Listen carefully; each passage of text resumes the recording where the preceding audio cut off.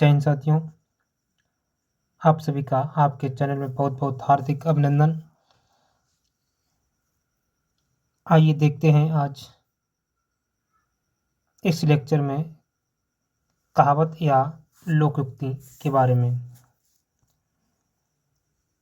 जो लोगों द्वारा प्रचलित होती है युक्ति वही होती है लोकोक्ति। लोक इस संसार में, युक्ति माने होता तरीका, क्या कहेंगे, उक्ति कहेंगे। ठीक है, क्या बोलते हैं, उक्ति। अगर पूछा जाए लोकोक्ति में संधि कौन सी है तो गुण संधि है। कौन सी संधि है? गुण संधि। गुण, अगर संधि की बात की जाए तो कौन सी संधि है? गुण संधि से। ठीक है। कहावत यानी कथन, जो कहा गया हो बहुत पहले और वो धीरे धीरे लोगों में इतना प्रचलन हो गया, वही बन गया लोगों द्वारा युक्ति इस संसार में, वही है लोकोक्ति। लोकोक्ति कहिए या कहावत, तो जो ज़्यादा प्रचलित हो जाती है वही लोकोक्ति है।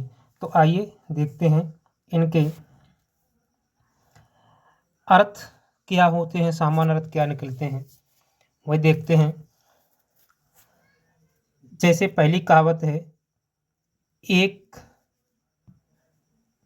चोरी दूसरे सीना जोरी। लोग कहते हैं, भी खूब प्रचलित है गांव में देहात में। अच्छा, थोड़ी बात करते हैं ऊपर कि लोग कहते हैं कि चोरी और दूसरे सीना जोरी, तो इसका सामान्य अर्थ क्या होता है कि अपराध कर उल्टे रौब दिखाना। एक तो अपराध कर दिया और जब कहा गई उससे कि आपने ये काम कर दिया, तो ऊपर से उल्टी घुड़की दिखाना, तो एक चोरी दूसरे सीना जोरी। ये लोग कहते हैं, लोगों ने कह दिया एक तो चोरी और दूसरे सीना जोरी, तो उसका अर्थ हुआ अपराध कर उल्टे रौब दिखाना। दूसरी है, करत करत अभ्यास के जड़मत हो सुजान, यानी इसका अर्थ है प्रत्ययन से सफलता मिलती है, तो लगे रहिए, किसी न किसी दिन निश्चित ही मिलेगी। ठीक है। करत करत अभ्यास के जड़मत हो सुजान, जड़मत अर्थात जो मूर्ख भी है वो भी एक दिन सु माने अच्छा जानकार वाला हो जाता है। ठीक है, सु माने अच्छा, जानकार माने जानकार, उसे भी उसका ज्ञान हो जाता है। जो सपा, जिसकी बुद्धि काम बिल्कुल नहीं करती है, जड़मत है अर्थात समझ लीजिए वो मूर्ख है, और अगर अभ्यास करता है किसी चीज़ पर तो एक दिन वो भी अच्छा जानकार हो जाता है। आगे है, काठ की हांडी एक बार ही चढ़ती है, तो इसका अर्थ हुआ बेईमानी एक बार ही चलती है। अगर आप किसी से छल कपट करेंगे तो निश्चित ही एक ही बार कर पाएंगे। लोग कहते हैं काठ की हंडी बार बार नहीं चढ़ती है, अतः जो काठ की हड्डी होती है वो एक ही बार में नष्ट हो जाती है, खत्म हो जाती है। उसी प्रकार से अगर आप किसी से बेईमानी करेंगे, किसी से छल कपट करेंगे, तो वो एक ही बार कर पाएंगे, दोबारा नहीं कर पाएंगे। अर्थात आपने किसी से पैसे लिए, उसके नहीं दिए हैं, तो दोबारा कभी आप उससे कोई चीज़ नहीं ले सकते हैं। आगे, खोदा पहाड़ निकली चुहिया, इसका अर्थ हुआ परिश्रम की तुलना में बहुत कम परिणाम, यानी परिश्रम अधिक किया गया और उसका परिणाम बहुत ही कम निकला। तो कभी कभी छात्र जो होते हैं खूब मेहनत करते हैं, रात दिन जगते हैं, लेकिन उनके परीक्षा में मार्क्स कम आते हैं और हताश होते हैं। जिस हिसाब से उनके परिश्रम किया उन्होंने, परंतु उस हिसाब के उनके मार्क्स नहीं आए, तो यही हुआ खोदा पहाड़ निकली चुहिया, यानी पहाड़ इतना विशाल होता है और उसके नीचे क्या, चुहिया, यानी कोई छोटी सी तुच्छ सी चीज़। आगे, घर का भेदी लंका ढाए, ये तो खूब सुना होगा कि घर का भेदी लंका ढाए, ये कहावत हुई भविष्य पर। ठीक है, तो आपसी फूट से कमजोरी होती है। अगर परिवार में आपसी फूट है तो उससे निश्चित ही कमजोरी होती है, तो इसीलिए अपने परिवार में सहमत बनाकर रहना चाहिए। अपने परिवार में सबको आपस में रहना चाहिए और एकजुट होकर के जो काम करते हैं वो तो क्या हर किसी को दिखाई देता है और बाकायदा तारीफिए काबिल होता है। उसकी तारीफ करना ही हर कोई सराहना करते हैं कि उनका परिवार कितना एकजुट है।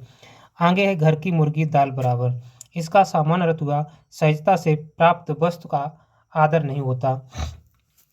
जो बड़े सहज से कोई वस्तु आपको मिल जाए तो उसका कोई भी आदर नहीं करता है। जो चीज़ कठिनाई से मिलती है उसका सब आदर करते हैं। तो घर की मुर्गी दाल बराबर, अर्थात उसका कि घर की जो सामग्रियां होती हैं उनका कोई मूल्य नहीं होता है।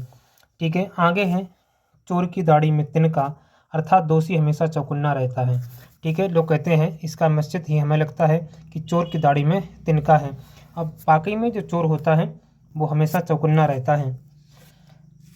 आगे है जिसकी लाठी उसकी भैंस। जिसकी लाठी उसकी भैंस का यानी ताकतवर की जीत हमेशा होती है। जिसकी लाठी उसकी भैंस कहावत का सामान्य अर्थ हुआ कि ताकतवर की हमेशा जीत होती है। तो आप निश्चित ही देख लीजिए, जहाँ भी ताकतवर लोग होते हैं उनकी निश्चित ही जीत होती है, कहीं भी रहिए। तो जिसकी लाठी उसकी भैंस का मतलब हुआ ताकतवर की हमेशा जीत होती है। आगे है न रहेगा बांस न बजेगी बांसुरी। इसका अर्थ हुआ न कारण होगा न कार्य होगा, न कारण होगा न कार्य होगा, न रहेगा बांस न बजेगी बांसुरी। क्योंकि बांसुरी तो ही बांस की बनती है, और जब बांस ही नहीं होगा तो बांसुरी कहाँ से होगी। अर्थात जब कारण ही कोई नहीं होगा तो कार्य कहाँ से होगा। रस्सी जल की पर ऐंठ न गया। रस्सी जल गई पर ऐंठ न गया, यानी पतन के बाद भी घमंड का होना। रस्सी जल जाए उसका ऐंठ न जाए, अर्थात पतन हो जाने के बाद बहुत से लोगों को अंदर अहंकार होता है, घमंड होता है। हाथ कंगन को आरसी किया और पढ़े लिखे को फारसी किया। इसका सामान्य अर्थ हुआ जो प्रत्यक्ष है उसके लिए प्रमाण किया। जो प्रत्यक्ष है उसके लिए प्रमाण किया, उसके लिए प्रमाण की जरूरत नहीं होती है। जो चीज़ सामने होती है, स्पष्ट दिखाई देती है, तो कहा हाथ कंगन को आरसी का, आगे कहते हैं, और पढ़े लिखे को फारसी किया। आगे नीम हकीम खतरे जान। नीम हकीम खतरे जान, ये लोकोक्ति यानी कहावत हर किसी को अपने दिमाग में हमेशा रखने चाहिए। यानी अयोग्य व्यक्ति से हानि होती है। ठीक है, नीम हकीम खतरे जान, अयोग्य व्यक्ति जो होता है उससे हमेशा हानि होती है। जो योग्य नहीं होता है, निश्चित याद रखना, हमेशा ही उससे क्या होगी, हानि होगी। आगे 10 की लाठी एक का बोझ। 10 की लाठी एक का बोझ, असहयोग से काम आसान होता है। सहयोग से काम आसान होते हैं। 10 की लाठी एक बोझ, लाठियाँ 10 लेकिन बोझ एक में, तो जो सहयोग आपस में होता है और उसका काम हमेशा आसानी से बन जाता है, याद रखना। आगे देखिए,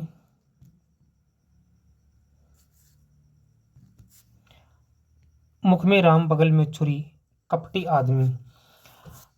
हमेशा ऐसे लोगों से दूर रहिए जो उनके पेट में कुछ है और मन में कुछ है। आपसे मिलेंगे तो बड़े अच्छे बोलेंगे, लेकिन आप के प्रति उनके पेट में हमेशा कपट रहता है। तो मुख में राम बगल में छुरी, इसका मतलब है वो कपटी व्यक्ति हैं।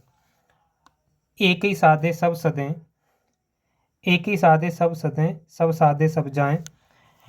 इस कहावत का अर्थ है एकाग्रता से कार्य होता है। एकाग्रता रहेंगे तो उससे निश्चित ही कार्य होता है, सही कार्य होता है, सही दिशा में कार्य होता है। एक ही साधे सब सदें, सब साधे सब जाएं। एक ही व्यक्ति के जो एकजुट में होते हैं, जो मालिक होता है मुखिया, तो उसके भाव से सब व्यक्ति चलते हैं, उसके कहने से चलते हैं, तो एकाग्रता से ही कार्य निश्चित सफलता में होता है। मन चंगा तो कटौती में गंगा, ये तो आपने खूब सुनी होगी। संत जो रैदास थे उनके बारे में क्यों सुनी होगी, उन्होंने ये युक्त कहा था कि मन चंगा तो कटौती में गंगा। इसके पीछे की कहानी है कि वो एक चमार थे, और चमार होने के बावजूद भी एक संत थे, और गंगा जी का वो हमेशा गुणगान करते थे, गंगा जी स्नान करते थे। एक बार उन्हें गंगा जी जाने का अवसर नहीं मिल पाया किसी कारणवश, तो उन्हें अपने मित्र को 1 रुपया दिया गंगा जी के भेंट के लिए, और उस मित्र ने जाकर के उस गंगा जी को वो रुपया दिया। और रैदास ने, संत ने कहा था कि गंगा जी अगर हाथ उठा कर लें तो उन्हें दे देना, अगर हाथ उठा के ना लें तो मेरा पैसा वापस ले आना। तो उन्होंने कहा कि हे माँ गंगे, ये आप संत रैदास ने आपके लिए भेंट भेजी है, आप अपनी स्वीकार करें। तो गंगा माँ ने हाथ उठा के ले ली। उसके बदले में भेंट स्वरूप गंगा मैया ने एक उन्हें हार दिया, माला दिया, और दिया सोने चांदी का था।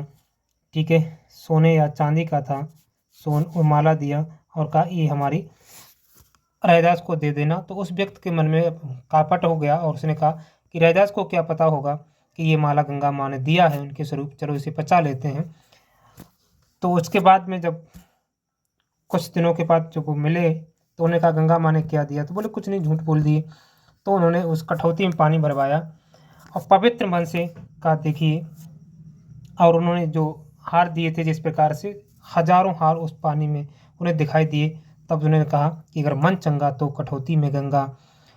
इसका अर्थ है मन की पवित्रता ही सबसे बड़ा पुण्य है। अगर आपका मन स्पष्ट है, मन साफ है, तो सबसे इससे बड़ा कोई पुण्य नहीं है। आगे है होनहार बिरबान के हो चीखने पात। होनहार के लक्षण शुरू में ही पता चल जाते हैं। कहते हैं कि बच्चे के जो पाए होते हैं वो पालने में पता चल जाते हैं कि आगे बढ़कर क्या होगा। तो होनहार बिरबान के हो चीखने पात अर्थात इसका सामान्य अर्थ हुआ होनहार के लक्षण शुरू में ही पता चल जाते हैं। सांप भी मरा लाठी भी न टूटी, बिना किसी नुकसान के काम बनाना।